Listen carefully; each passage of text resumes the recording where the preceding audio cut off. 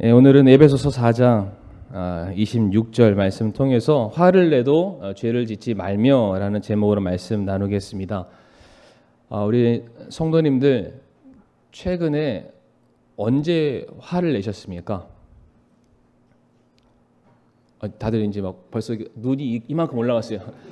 내가 언제 화를 냈더라? 내가 언제 화를 냈더라? 아마 잘 한번 생각해 보세요. 잘 한번 생각해 보시면서 과연 그 화냄, 분노를 내가 어떻게 잘 처리할 것인가. 특별히 이게 운전하시는 분들은 아마 공감을 하실 텐데 운전만 하면은 화가 납니다. 운전만 하면 정말 화가 납니다. 나는 정말로 이게 잘 운전하는데 주변이 세상이 나를 돕지 않죠.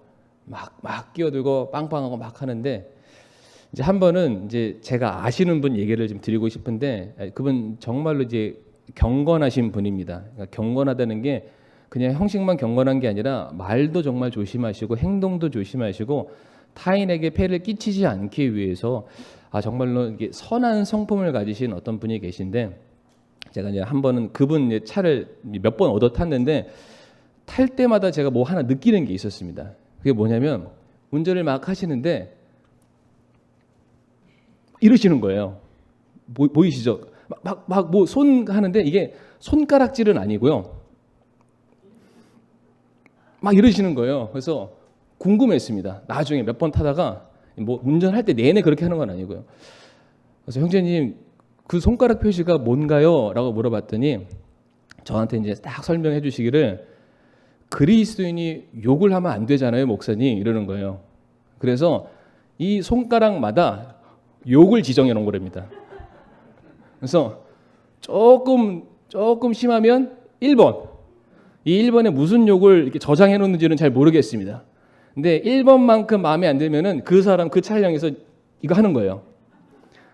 그리고 2번만큼 나를 분노하게 이제 이게 하는 거예요. 이제 이게 3번 나오면은 큰일 나는 겁니다. 진짜 잘못한 거예요. 그런데 한 번은 이렇게 하더라고요. 그 사람은 죽을 죄를 지은 겁니다. 죽을 죄를.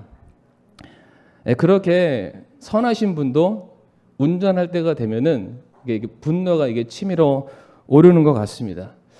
근데 우리가 언제 분노가 나나요? 언제 화가 나시나요? 일반적으로 나 자신의 존재 가치가 무시를 당할 때, 억울한 상황 가운데 부당한 대우를 받게 되었을 때에, 내가 괴롭힘을 받게 되었을 때에 분노가 치밀어 오르고 화가 납니다. 그러니까 분명히 나는 분노 조절 장애가 아님에도 불구하고 그 화나는 순간에는 나조차도 그러니까 제어가 안 돼서 나도 모르게 딱 튀어나오는 그런 화가 있습니다. 아마 다 인정들 하실 거예요. 저도 제 나름대로는 굉장히 이제 인자하다라고 저는 그렇게 생각을 합니다. 성도님들이 인정 안 해줘도 상관없어요. 저는 제가 스스로가 인자하다고 생각을 하니까요. 물론 이제 저희 아내가 아니라고 말하고 다니면은 이제 문제가 되겠죠. 근데 이제 저는 제 스스로가 나는 괜찮다. 그래도 성격이 남들보다 못나지는 않았다. 저는 그렇게 생각을 합니다. 자, 그런데 어쨌든 간에 그런 저도 제 감정을 숨기지 못하고 표현할 때가 참 많습니다. 비록 성도님들 앞에서나 누구 앞에서 대놓고 드러내지는 못하지만은 이 속으로 이게 끌어오르는 분노를 주체하지 못하고 이게 막 응어리죠. 앙금을 품고 있을 때가 참 많다는 겁니다. 그러면서 과연 이 분노를 어떻게 처리하는 게 옳을까라는 고민을 정말 많이 하다가 오늘 본문 말씀을 보면서 제가 여러 시간만 묵상을 하게 됐습니다. 근데 감사하게도 오늘 말씀을 보니까 너희는 화를 내도 죄는 짓지 말며 해가 지도록 진노하지 말고라고 되어 있어요. 그러니까 이 말을 그대로 잘 풀어서 설명을 하면은 분노하는 것, 화를 내는 것 자체는 죄다 아니다? 죄는 아니다. 그런데 화를 낼 수는 있지만은 화로 말미암아 죄를 짓지 말고 심지어 진노도 할 수 있다고 되어 있습니다. 근데 제가 이 진노라는 단어가 그냥 진노하면 와닿지 않으니까 원어를 한번 연구해 봤는데 이게 격양이 된 감정, 그러니까 복수심에 불타오르는 어떤 증오심을 말한다고 합니다. 그러니까 거의 이 정도면은 밖으로 표출이 안 됐지 이 마음 안에서는 이미 내 앞에 있는 사람을 100번이라도 죽였다 살렸다 했다는 그런 상황입니다. 그런데 그렇게 진노하더라도 문제는 없다. 근데 전제가 있죠. 뭐가 문제인가요? 그거를 그대로 안고 해가 지도록 다음 날에 될 때까지 그 분노의 감정을 해결하지 못하고 처리하지 못하고 끝까지 가져가서 그게 죄의 뿌리를 내리게 하고 자라나서 열매를 맺게 하는 그 과정까지 가면은 그게 바로 죄다라고 성경은 말하고 있습니다. 다시 말해 분노, 화내는 건 역시 성경은 말하기를 즐거움과 슬픔과 감사를 표현하는 것 같은 감정적인 영역에 있는 것을 성경도 인정을 합니다.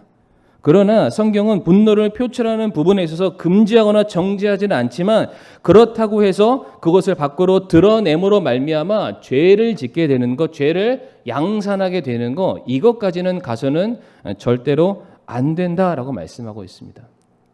그렇다고 성도님들이 오해하시길 바랍니다. 그러니까 불쑥불쑥 그렇다고 막 감정을 막 표출하는 거 이거 자체가 문제가 없다 이렇게 생각하시면 안 되고 결국 내 분노를 드러냄으로 말미암아 죄를 지을 수밖에 없다. 그것에 대해서 내가 이것을 잘 처리하지 못하면은 이것이 문제가 된다는 것을 꼭 기억하시기를 바랍니다. 자, 그러면은 오늘 본문에서 화를 내더라도 죄를 짓지 말라라고 되어 있는데 먼저 죄에 대해서 잠깐 우리가 좀 짚고 넘어가기를 원합니다. 성경의 대표적인 죄악 사건이 하나 있는데 그게 뭐냐면은 에덴 동산의 아담과 하와의 사건이 그러니까 성경에 나와 있는 첫 번째 죄에 대한 사건이잖아요. 근데 그들이 죄를 지음으로 말미암아 어떤 결과가 나타났나요? 저는 크게 세 가지 결과가 나타났다라고 말씀을 드리고 싶은데 그들이 죄를 지음으로 말미암아 무엇이 발생하게 됐냐면은 하나님과의 관계가 끊어졌습니다. 그러니까 그들이 죄를 지어서 영적인 단절을 초래하게 되었고요. 또한 그들이 죄를 지음으로 말미암아 뭐가 발생하게 되었냐면은 육체적인 고통과 죽음을 맞이하게 되었습니다. 다시 말해 신체적인 고통이 초래가 되었습니다. 그리고 세 번째 어떠한 문제가 발생하게 되었냐면은 인간 관계에 문제가 발생하게 되었습니다. 관계의 단절이죠. 아담과 하와가 서로가 서로에게 책임을 전가하는 서로 간의 관계에 있어서 문제가 발생하게 되었습니다. 그러니까 죄로 인해서 이와 같은 문제들이 야기가 되는데 이 결과를 그대로 안고 아담과 하와 바로 다음에 벌어지는 죄악 사건이 뭔가요, 성도님들? 아시죠? 가인과 아벨의 사건입니다. 근데 가인과 아벨의 사건은 단순한 죄가 범죄가 아니라 그들이 분노를 처리하지 못함으로 말미암아 벌어지는 죄악의 사건입니다. 우리가 잘 아는 것처럼 가인이 동생 아벨을 시기하고 질투했습니다. 분노를 거두지 못했습니다. 그 안에 솟구쳐 오르는 진노를 해가 지기 전에 처리를 했어야 되는데 몇 날 며칠이 지나도록 그것을 처리하지 못하게 되었을 때 결국 그의 마음이 그 분노를 제어하지 못했고 그 제어하지 못했던 분노가 밖으로 드러남과 동시에 동생을 돌로 쳐 죽이게 됐습니다. 그러니까 화를 냈는데 어디까지 갔나요? 죄를 지었습니다. 분노를 했는데 해가 넘어가 버리니까 이게 뿌리를 내린 거예요. 그래서 열매를 맺게 되었다. 그러니까 진노라는 이 식물은 굉장히 빨리 자라날 수밖에 없다라는 것을 알 수가 있는데 성도님들 잘 한번 생각해 보시기 바랍니다. 가인이 그의 동생을 향해서 분노를 표출하게 되었을 때 어떤 결과가 나왔나요? 앞에서 말씀드렸던 죄로 말미암은 세 가지 문제가 동일하게 발생합니다. 첫 번째, 가인도 하나님과의 관계가 단절됐습니다. 하나님께서 너 떠나라, 유리 방황하는 자가 되라 라고 해서 그를 내쫓고 나그네 인생길을 살도록 만들었습니다.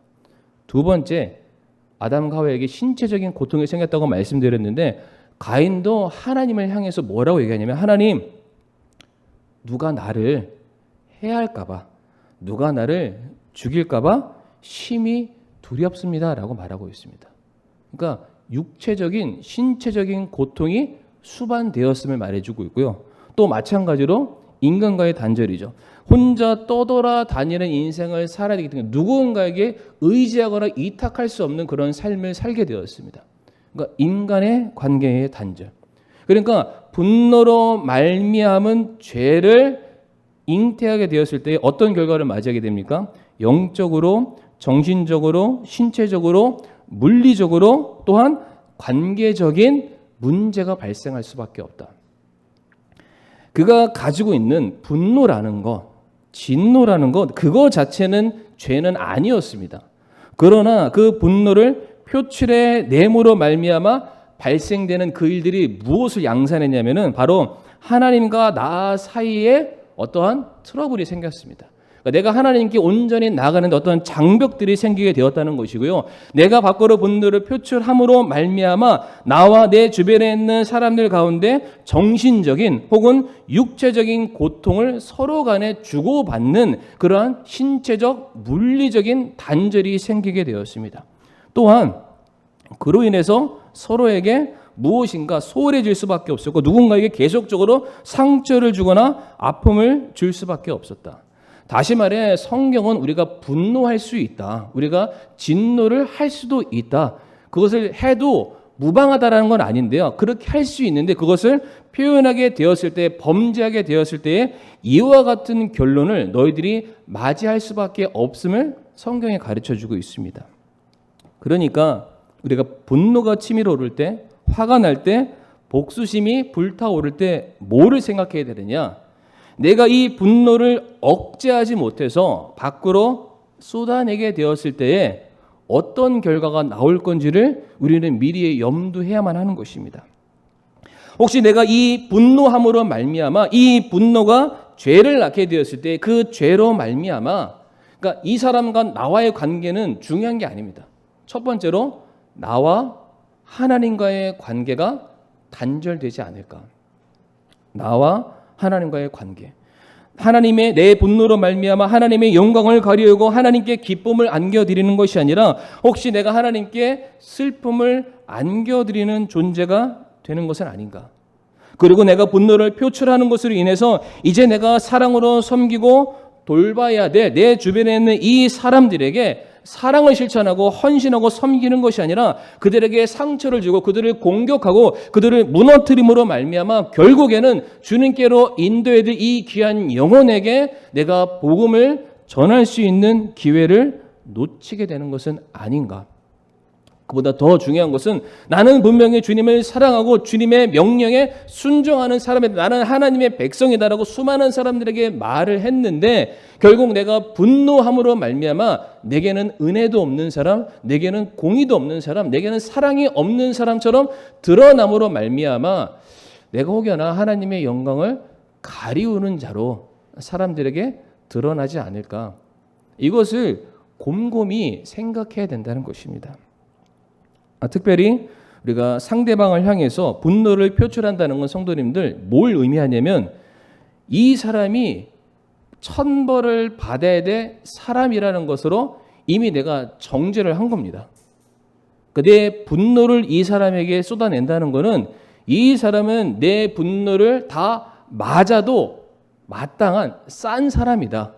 다시 말해 내가 이 사람을 아예 정죄해 버리는 것입니다. 이 사람을 내가 죄인으로 취급해 버리는 것이고요. 그 죄의 값에 대해서 스스로가 내가 심판자가 되어서 그를 심판하겠다. 내게 그럴 만한 권한이 있으면은 이 사람의 생명까지도 내가 능히 주관하겠다라는 악한 마음으로서 시작되는 것이 분노라는 것입니다. 그래서 요한일서 3장 15절 말씀 보게 되면 누구든지 자기 형제를 미워하는 자는 살인하는 자니 살인하는 자 속에는 영원한 생명이 거하지 아니하는 줄 너희가 아느니라라고 되어 있습니다. 그러니까 상대방을 미워하는 자, 상대방을 정죄하는 자, 상대방에 대해서 분노가 치밀어 올라서 그에게 모든 진노를 다 쏟아 놓는 그 사람은 성경이 뭐라고 말하냐면 그 사람에게는 생명이 없다는 겁니다. 다시 말해 이 사람은 은혜를 모르는 자이고 이 사람은 하나님께 받은 그 은혜를 망각하고 스스로가 의로운 자가 되어서 마치 바리새인과 서기관과 사두개인의 그 위치에 올라서서 내가 의로운 사람처럼 이 모든 사람들을 정죄하고 판단하는 옳지 못한 율법주의자의 자리에 올라서게 됨을 말해주고 있습니다. 그러니까 성도님들, 분을 내는 것 자체는 문제가 아니지만 결국 우리가 분을 내고 화를 내므로 말미암아 그 이후에 발생되는 것들을 반드시 기억해야만 합니다. 첫 번째가 뭐였나요? 내가 분노함으로 인해서 하나님과의 관계에 문제가 발생될 수 있다. 내가 누구보다 사랑하고 내가 누구보다 섬겨야 되고 내가 누구보다 친밀한 관계를 누려야 돼. 하나님과의 관계가 내가 상대방을 향해서 내가 처리하지 못하는 내 분노 때문에 하나님과의 관계가 틀어질 수 있음을 성도 여러분들 꼭 잊지 마시기를 바랍니다. 뿐만 아니라 내가 남에게 내 분노를 표현함으로 말미암아 남에게 피해를 주거나 아니면 내 내면에 계속적으로 악한 생각, 죄를 품게 만들어서 해가 지도록 이것을 처리하지 못하게 되었을 때에는 여전히 내가 죄에 사로잡히는 죄의 노예로서 하루하루 살아갈 수밖에 없다. 그렇기 때문에 성경은 말하기를 분노는 하되 결코 그 분노를 말미암아 죄를 지어서는 안 된다. 그것을 드러내서는 안 된다라고 말씀을 하고 있습니다. 어렵죠? 어려우실 거예요. 어렵습니다. 그냥 화나면 에이 이렇게 하는 게 제일 편하죠. 그리고 딱 부딪혀가지고 내가 하고 싶은 얘기 다 하고 그 상대방한테 사과 한마디 받아내는 게 제일 통쾌할 줄은 모르겠습니다. 근데 오늘 성도님들 기억하실 것은 그 분노가 죄를 낳게 되었을 때 그 죄로 인한 결과들은 결코 내 혼자의 힘으로는 처리할 수 없다는 것입니다. 그렇다면 여기서 한 가지 의문이 드는 게 있을 겁니다. 한 가지 질문이 들 수밖에 없는데 이제 이것만 하고 마치겠습니다. 분명히 화가 나죠. 분노가 치밀어 올 수 있습니다. 그러니까 뭐 어떠한 제목인지는 제가 모르겠습니다. 성도님들 10명이면 10개의 분노의 제목이 있을 것이고 100명이면 100개의 진노가 있을 수 있으니까 뭐라고 규정하지는 않겠습니다. 그런데 분명히 외부로부터 내가 공격받았을 때 분노가 나죠. 화가 나죠. 막 치밀어 오르죠. 한 대 치고 싶죠.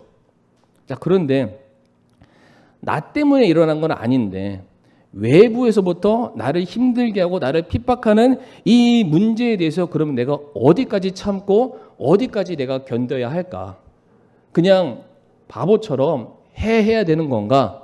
아니면 무조건 참으라고 했으니까 내가 참는 것으로서 내 속이 막 그냥 시커멓게 문드러지고 있는데 그냥 그것을 그냥 감당해야만 하는 것인가? 이런 생각이 드실 수 있으시잖아요.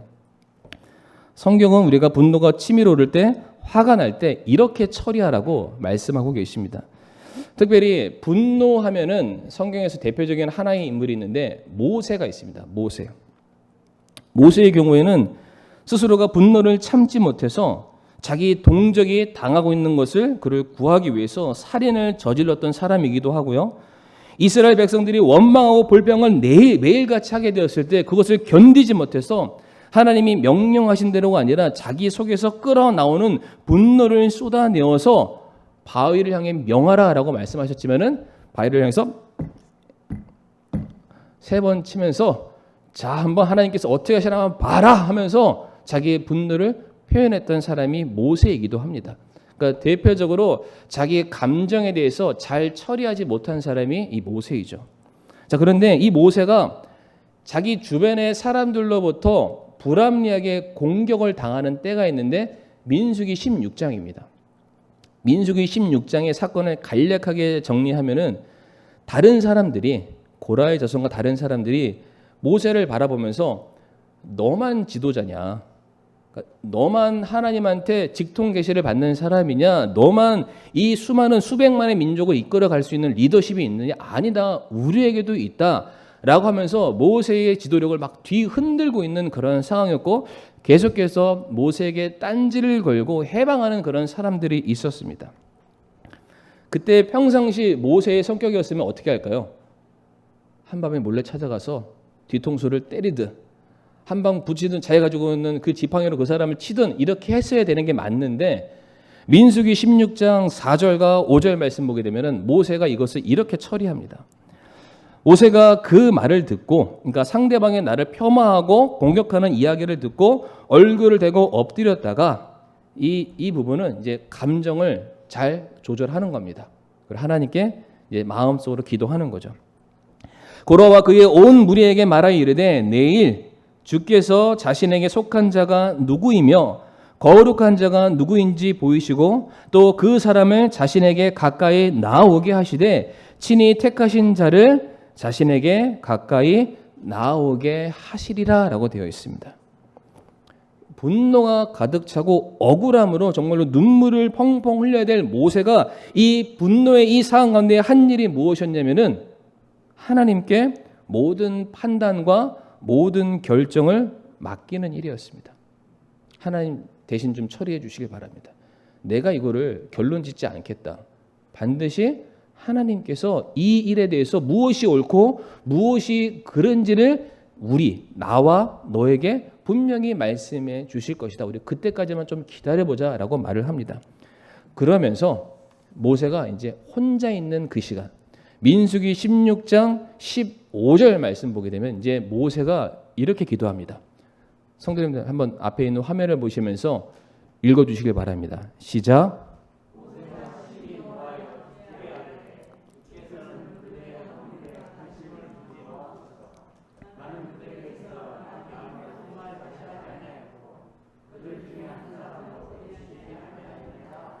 아멘.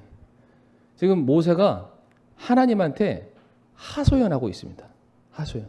그러니까 어떠한 사람들 찾아가서 하소연하거나 내가 틀리지 않았다. 나는 사람들 앞에 깨끗하다라고 이렇게 사람들한테 변증하거나 그것을 변호한 것이 아니라 지금 자신의 모든 분노를, 자신의 모든 억울함을, 자신이 처해 있는 모든 상황을 사람들과 어떤 세상에 쏟아낸 것이 아니라 지금 하나님 앞에 그 모든 자기의 감정을 다 이렇게 막 배설하듯이 완전히 100% 지금 쏟아내고 있습니다.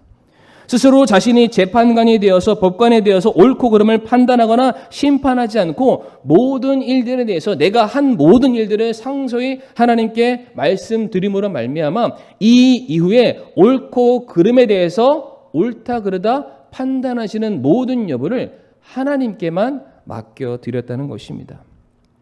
고라 자손을 향해서 자기 안에 솟구쳐 오르는 분노를 모세는 죄 짓는 일에 사용하지 않았습니다. 오히려 그 모든 것을 공의를 행하시고 자기의 백성들을 선한 길로 인도하시는 하나님 앞에 쏟아내는 거죠. 그래서 이 기도의 말씀을 잘 살펴보게 되면 모세가 하는 말이 하나님은 모든 것을 다 알고 계십니다. 제가 그들 앞에 한 점 부끄러움이 없다는 것도 알고 계시고 제가 그들에게 어떠한 손해를 끼친 적이 없다는 것 하나님께서 누구보다 더 잘 알고 계십니다. 만약에 모세가 잘못한 것이 있으면 이와 반대적으로 얘기를 했겠죠. 하나님, 제가 이런 죄를 지었습니다. 자기의 모든 것들을 하나도 감추지 않고 다 하나님께 쏟아내게 되는 거죠. 그러면서 이어지는 말이 무엇입니까? 하나님께서 내가 당한 모든 일들의 재판관이 되어주셔서 저를 변호해 주시고 저를 지켜주시고 제가 받은 이 억울함을 해소해 주세요라고 고백을 하고 있습니다. 그러니까 지금 모세는 자기의 이 분노를 누구 앞에서 해결하고 있습니까? 하나님 앞에서 해결을 하고 있습니다. 성도는 이게 너무나도 당연한 거지만은 너무나도 못하고 있는 우리들의 모습이기도 합니다. 분노했을 때, 당장 화가 치밀어 오르실 때 기다려봐, 나 무릎 꿇고 기도할게 이런 사람이 별로 없잖아요. 근데 모세는 바로 그 상황에서 얼마든지 자기의 정의로움을 변호할 수 있는 상황이었음에도 불구하고 내가 내 스스로 내 입으로 옳고 그름을 판단했던 것이 아니라 하나님이 그 사이에 들어오셔서 개입하셔서 그것을 판단하시고 옳은 길로 인도할 수 있는 그 시간을 온전히 다 하나님께 맡겨드리게 되었던 것입니다. 시편 119편 173편에서 176편에 다윗이 이러한 고백을 합니다. 내가 주의 훈계들을 택하였사오니 주의 손이 나를 돕게 하소서. 오 주여, 내가 주의 구원을 사모하였사오니 주의 법이 내 인이이다. 내 혼이 살게 하소서. 그리하시면 내 혼이 주를 찬양하리이다. 주의 판단들이 나를 돕게 하소서. 내가 잃어버린 양같이 길을 잃었사오니 주의 종을 찾으소서. 내가 주의 명령들을 잊지 아니하나이다. 지금 다윗은 누구보다 그의 삶 속에서 억울함이 많았던 사람이고 계속적으로 도망자의 삶을 살할 수밖에 없었던 그런 사람이고 수많은 시간 정말로 하나님의 도우심이 없이는 단 한순간도 살아갈 수 없었던 사람이 다윗이었습니다. 그런데 그때마다 다윗이 하는 말이 무엇이었냐면은 하나님, 저는 다른 사람들, 이 세상의 판단이 아니라 주님의 판단, 주님이 내게 내려주시는 결정만 따르겠습니다. 그러니까 세상 사람들이 내게 뭐라고 말하는 것이 중요한 것이 아니라 하나님께서 나를 어떻게 인정하시고 하나님께서 나를 어떠한 자로 판단하시는지가 더 중요합니다. 아까도 말씀드렸잖아요. 분노로 인해 죄를 잉태하게 됐을 때 첫 번째로 깨지는 게 뭐였다고요? 하나님과의 관계였습니다. 다윗은 이 죄를 잉태함으로 말미암아 하나님의 관계가 깨어지는 게 너무나도 싫었던 겁니다. 그래서 고백하기를 나는 주의 판단을 따르길 원하오니 나를 도와주세요. 나를 선한 길로 인도해 주세요. 내 마음이 온전히 주의 인도하심 때문에 살게 해주세요. 제가 더 이상 방황하지 않게 해주세요라고 신앙 고백을 하게 되었던 것입니다. 성도님들, 만약 다윗이 자신의 감정대로 분노를 쏟아내고 화를 내었다면 어떻게 됐을까? 다윗은 누구를 분노했습니까? 사울 왕을 분노했습니다. 그런데 만약 다윗이 사울 왕을 향해서 분노를 표하고 그로 말미암아 죄를 범하게 되었다면 사울을 상처를 주고 사울을 해하고 만약 그의 목숨을 빼앗게 되었다면 우리가 잘 아는 것처럼 다윗은 사울을 향해서 복수의 칼을 내민 것이 아니라 그를 왕으로 세우신 하나님의 권위에 도전한 것이고 결국 옳고 그름의 판단을 스스로 가져간 것이기 때문에 다윗은 하나님을 향해서 범죄한 꼴이 될 수밖에 없는 것입니다. 그래서 다윗은 이 분노의 순간, 모세도 그랬지만은 무엇보다 중요시 여겼던 것이 무엇이냐면은 하나님과의 관계였습니다. 내가 이 분노를 표현함으로 말미암아 혹여나 나와 하나님과의 관계가 틀어지지는 않을까. 그로 말미암아 내가 누군가에게 상처를 줘서 그들에게 내가 마땅히 전해야 될 복음 전할 수 있는 기회를 잃어버리고 나로 말미암아 하나님의 영광이 땅바닥으로 떨어지는 것은 아닐까. 그것을 더 중요시 여겼던 그 믿음이 오늘 이 자리에 계시는 저와 성도님들에게도 동일하게 있기를 간절히 바라겠습니다. 이 시간 갈라디아서 5장 16절, 17절 말씀을 함께 읽고 마치겠습니다. 갈라디아서 5장 16절, 17절의 말씀 되겠습니다.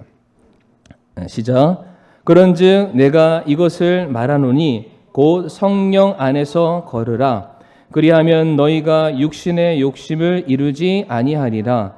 육신은 성령을 대적하여 욕심을 부리고 성령은 육신을 대적하나니 이 둘이 서로 반대가 되므로 너희가 원하는 것들을 너희가 능히 하지 못하느니라. 아멘. 이 시간 다 같이 머리 숙여 오늘 말씀에 우리가 결단하고 순종하는 시간을 갖기를 원합니다. 오늘 성경은 우리에게 가르치시기를 분노가 치밀어 오를 때 육신의 생각대로가 아니라 우리가 하나님과의 관계를 무엇보다 우리가 우선해야 된다라고 가르치고 있습니다. 나와 하나님과의 관계의 그 친밀함이 깨어지는 것을 우리가 막기 위해서, 그리고 내가 나와 함께하고 있는 그 분노의 대상에게 내가 전해야 될 복음과 내가 드러내야 될 하나님의 영광을 드러내지 못함이 더 우선되는 것이 우리 성도가 지녀야 될 가치요 삶의 모습임을 말씀하고 있습니다. 물론 여러 가지 다양한 환경 속에서 우리가 가지고 있는 이 분노를 이 단 한 구절로 다 규정할 수는 없겠지만 사랑하는 성도님들, 분노가 치밀어 오를 때 오늘 말씀을 꼭 기억해 주시길 바랍니다. 죄를 짓지 마시고요. 그 진노를 해가 지도록 품지 않는, 결국 우리가 하나님의 영광을 드러내는 일에 우리들의 삶이 귀하게 드려지고 사용되어지기를 원합니다. 그래서 이 시간 하나님, 제 분노를 하나님께 맡겨드리오니까 대신해서 처리해 주시고 하나님께서 공의로 모든 것을 판단해 주세요라고 이 시간 함께 기도하는 시간 갖겠습니다.